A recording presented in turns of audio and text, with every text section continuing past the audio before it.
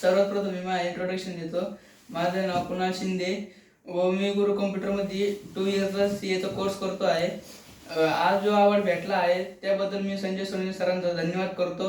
व हे award digital talent competition आहे. व हे अवॉर्ड कसा भेटला त्याचे मी तुम्हाला एफर्ट्स सांगतो. सगळ्यात प्रथम सरांनी आम्हाला ती आमची एक टेस्ट घेणार होती, ती 1 आठवडाभर चालणार होती. त्यांनी आम्हाला त्याच्यामध्ये कॅल्क्युलेशन ते सगळं आम्हाला दिलं होतं व त्याच्यामध्ये ते म्हणले की नाही का हे प्रॅक्टिकल कुणी एका दिवसामध्ये कंप्लीट करू शकत नाही व एका वीकमध्ये पण कंप्लीट नाही होऊ शकत. हे याला जास्तीत जास्त 2 वीक लागू शकत आहे. व मी हे त्यांना चॅलेंज नाही पण मी त्यांना प्रॉमिस केलं की नाही का मी हे प्रॅक्टिकल एका दिवसात तर नाही पण 2 तासाच्या आतमध्ये मी हे कंप्लीट करून दाखवेन. व मी हे चॅलेंजने पण मी त्यांना प्रॉमिस केलं.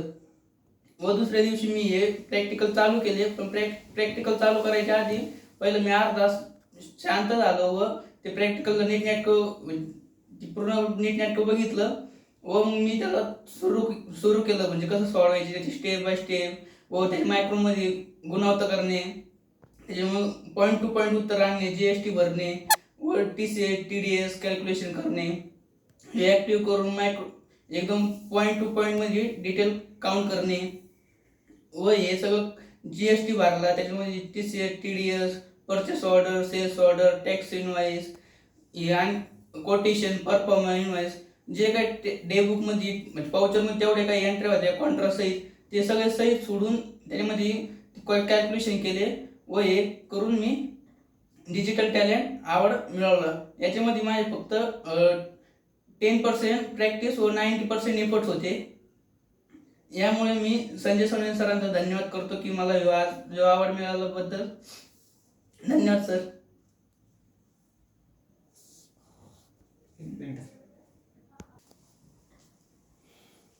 पुन्हा तू या प्रॅक्टिकल मागे कोणती स्ट्रगल केली व कशा पद्धतीने?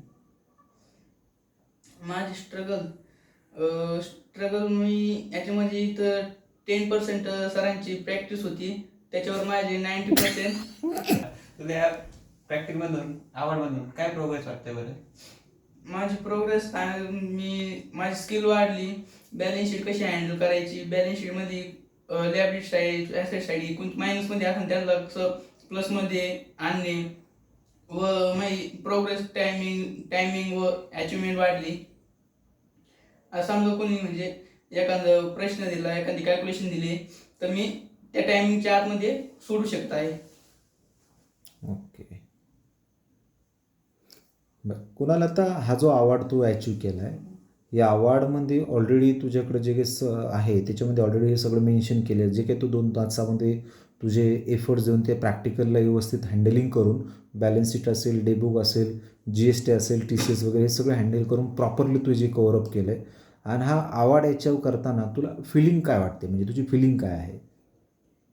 फिलिंग तर चांगली आहे व पण हे अवॉर्ड प्राप्त करण्यासाठी मला जास्तीत जास्त 3 ते 4 वर्षाचं प्रॅक्टिस लागली व त्याच्यामुळं हे अवॉर्ड मिळाला. ओके.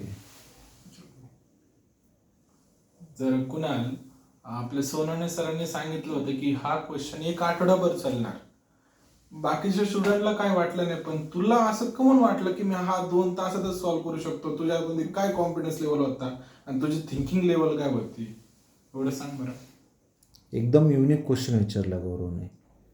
जे तुला असं वेगळं का वाटलं, बाकीच्या मुलांपेक्षा तुला वेगळं का वाटलं, की किंवा तू हे चॅलेंज का स्वीकारलं आणि त्या चॅलेंजला तू इम्प्रूव्हमेंट पण करून दाखवली, कसं काय असं वेगळं वाटलं तुला त्याच क्षणाला? मी जो ती मला टेस्ट मिळाली होती, मी त्याला ती हार्ड लेवलमध्ये समजून त्याला सॉफ्ट लेवल म्हणजे एकदम सोप्या भाषेमध्ये समजून त्याला मी स्टेप बाय स्टेप सोडवण्याची कोशिश केली. त्यामुळे मला वाटलं की नाही मी हा प्रश्न सोडू शकत आहे.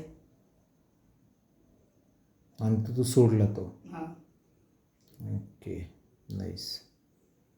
ओके, निश्चित तुला बेस्ट ऑफ लक की इथून पुढे तुझ्या भविष्यामध्ये जे काही समजा जे चांगलं कार्य करशील, कधी चांगले एफर्ट्स मिळाले किंवा चांगली अपॉर्च्युनिटी मिळाली तर 100% तू त्याच्यावरती एक चांगलं अजून काम करशील. आणि पुढच्याही तुला काही प्रॅक्टिकलसाठी काही अवॉर्डसाठी परत एकदा शुभेच्छा देतो. आणि तुझा कॉन्फिडन्स अजूनही याच्यापेक्षा चांगला डेव्हलप व्हावा स्किल चांगलं डेव्हलप व्हावं, तुझं कॉम्पिटिशन्समध्ये जे काही समजा तू पार्टिसिपेट करून जे चॅलेंज स्वीकारतो यासाठी अजून चांगले तुझे एफर्ट्स एक पॉझिटिव्ह अँगलने देऊन तू अजून तुझा चांगला पुढे भविष्यात चांगला प्रोग्रेस करावा असे तुला परत मी काय करतो गुरु कम्प्युटरतर्फे शुभेच्छा देतो. Yes, nice. तर लास्ट एंडिंगला जाता जाता तुला बाकीच्या मुलांसाठी काही मॅसेज देता येईल का? मॅच तर मी एकच देईन की सातत्य ठेवत चाला. जेव्हा आपण सातत्य ठेवतो, रोज येतो क्लासमध्ये, आपण प्रॅक्टिस करतो, सर आपल्याला जे काही प्रॅक्टिकल देते त्याच्यावर आपण ते आपल्याला 10% ते 10% म्हणजे आपल्याला 10% मार्गदर्शन मिळते व